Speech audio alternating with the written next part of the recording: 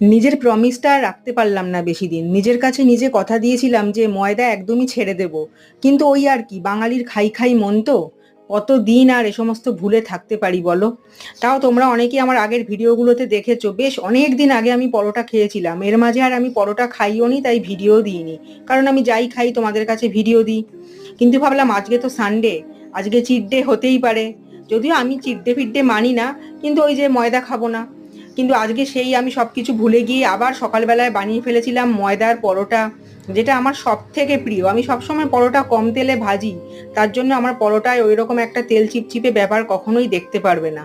তার সাথে যদি এরকম মাখো মাখো ছোলে হয়, আর কি চাই। এত কিছু প্রিপারেশন করতে করতে অনেকটাই দেরি হয়ে গেছিল। সকাল সকাল ব্রেকফাস্ট করে দুপুরে রান্না করব ভেবেছিলাম, কিন্তু আলটিমেটলি সেটা আর হলো না। এত দেরিতে আমার এই রান্নাটা কমপ্লিট হলো যে আলটিমেটলি এটাই আমার ব্রাঞ্চ হয়ে গেল। আজ হয়তো আর লাঞ্চ করব না।